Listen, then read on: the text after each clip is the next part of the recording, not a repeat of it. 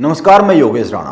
30 जनवरी को राहुल गांधी की भारत जोड़ो न्याय यात्रा बिहार में होगी और इसी दिन बिहार के पूर्णिया में एक जनसभा होगी। नीतीश कुमार इस जनसभा में शामिल नहीं हो रहे हैं। यानी साफ है, इंडिया गठबंधन की नींव रखने वाले नीतीश कुमार राहुल गांधी से हाथ छुड़ा रहे हैं। क्यों हाथ छुड़ा रहे हैं, इसको लेकर कई सारी कहानियां अभी तक सामने आई है। इन्हीं को समझने की कोशिश करते हैं। नीतीश कुमार ने बीजेपी से हाथ छुड़ाकर बीजेपी को सांप्रदायिक कहा और लालू यादव के साथ मिलकर बिहार में सरकार बनाई। नीतीश कुमार ने ही सबसे पहले विपक्ष के सभी दलों को एक साथ लाने की कोशिश की। नीतीश कुमार की इसी कोशिश के साथ राहुल गांधी ने कहा कि हम तो मोहब्बत की दुकान चलाते हैं और राहुल गांधी ने अपनी इस मोहब्बत की दुकान में जो सबसे प्रमुख हिस्सेदार बनाए उनमें बिहार के मुख्यमंत्री नीतीश कुमार, पश्चिम बंगाल की मुख्यमंत्री ममता बनर्जी और दिल्ली के मुख्यमंत्री अरविंद केजरीवाल। अब यह तीनों मिलकर राहुल गांधी की मोहब्बत की दुकान को जमीदोज करना चाह रहे हैं। यह तस्वीर पिछले कुछ दिनों से बन रही है। राजनीतिक समीकरण जो दिख रहे हैं, उन राजनीतिक समीकरणों को देखकर यह कहा जा सकता है कि जो लोग राहुल गांधी की मोहब्बत की दुकान के सबसे बड़े साझेदार थे, वो ही उस दुकान में बड़ी दरारें डाल रहे हैं। राहुल गांधी, नीतीश कुमार, ममता बनर्जी और अरविंद केजरीवाल, इन सभी का कहना रहा है कि बीजेपी एक सांप्रदायिक पार्टी है, इसीलिए हम राहुल गांधी के साथ हैं, बीजेपी को हराना है। और अब ये तीनों ही राहुल गांधी को बीच मझधार में छोड़ते हुए दिख रहे हैं। क्यों? यह एक बड़ा सवाल है। अब नीतीश कुमार बीजेपी के साथ जाएंगे या नहीं जाएंगे, लेकिन राहुल गांधी की मोहब्बत की दुकान तो खतरे में पड़ ही गई है। यह तो बहुत ही साफ दिख रहा है, क्योंकि अगर बंगाल, दिल्ली, पंजाब और बिहार की सीटों पर बंटवारा नहीं हुआ, अगर इन राज्यों में एक के सामने एक को लड़ाने की जो इंडिया गठबंधन की नीति रही है उस पर अमल नहीं हुआ, तो बीजेपी को बड़ा लाभ 2024 के जो ये लोकसभा चुनाव आने वाले हैं इनमें मिल जाएगा। बीजेपी को सबसे बड़े नुकसान की बात इन्हीं राज्यों में की जा रही थी। कई राजनीतिक पंडितों का तो यहां तक कहना था कि इन राज्यों में बीजेपी को 15 से 18 सीटों का नुकसान हो सकता है। बीजेपी को 2019 में 303 सीटें मिली थी, जो कि बहुमत के जरूरी आंकड़े 272 से केवल 30 सीटें ही अधिक थी। इस तरीके से अगर इन राज्यों में नुकसान हो जाता, तकरीबन 15 सीटों का भी, तो कर्नाटक, महाराष्ट्र में भी नुकसान होता हुआ दिख ही रहा है अभी तक के मौजूदा समीकरण से, तो बीजेपी चिंता में पड़ सकती थी। लेकिन इंडिया गठबंधन के मौजूदा समीकरण बता रहे हैं कि बीजेपी 2019 में जो स्कोर किया था बीजेपी ने, उस 2019 के स्कोर से बड़ा स्कोर 2024 में कर सकती है। क्योंकि इन राज्यों में अगर जिस तरह की समीकरण बन रहे हैं उस समीकरणों के हिसाब से नुकसान होगा नहीं, और महाराष्ट्र और दूसरे कर्नाटक में अगर कोई नुकसान बन रहा है तो उसका जो नुकसान है उसकी भरपाई वो राम लहर से उत्तर प्रदेश और अन्य प्रदेशों में हासिल कर सकती है।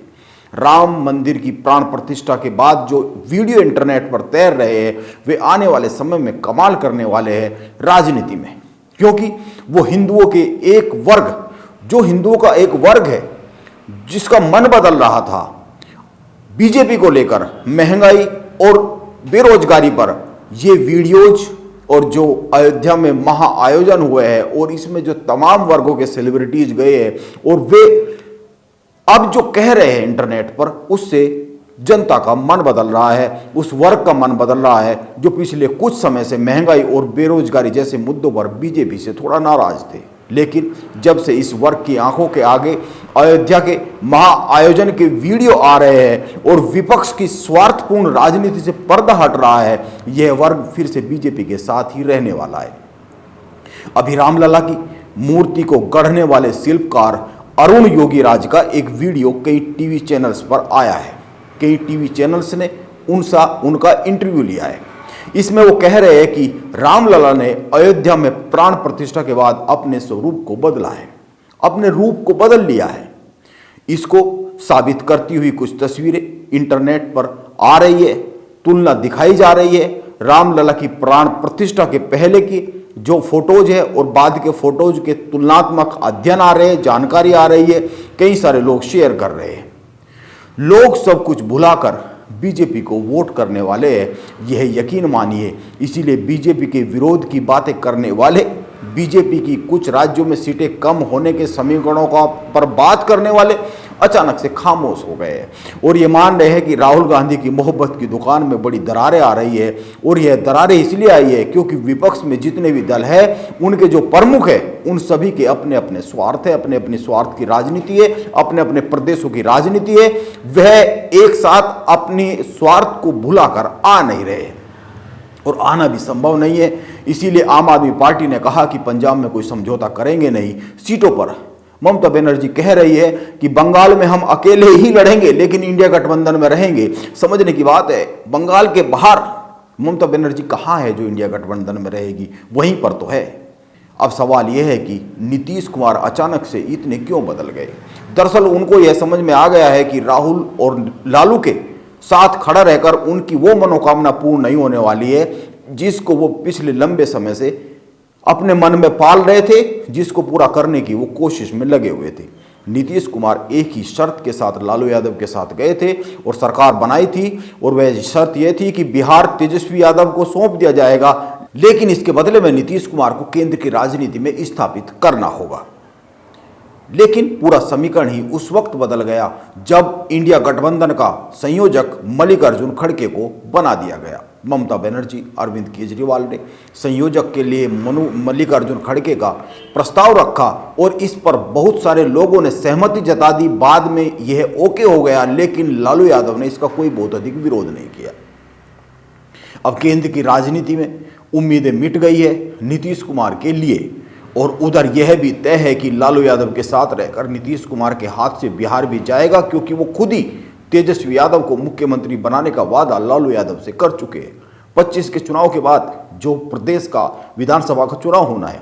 इसीलिए नीतीश को यह समझ में आ गया है कि उसके पास न तो बिहार रहने वाला है और केंद्र में भी कुछ मिलने वाला नहीं है। अगर मौजूदा राजनीतिक समीकरणों के बीच में ही खड़े रहे तो नीतीश कुमार करीब पिछले 18 सालों से बिहार के मुख्यमंत्री है और इसीलिए मुख्यमंत्री है क्योंकि वो अवसरों की पहचान रखते हैं और अपने मतलब के लिए किसी का भी हाथ पकड़ लेते हैं।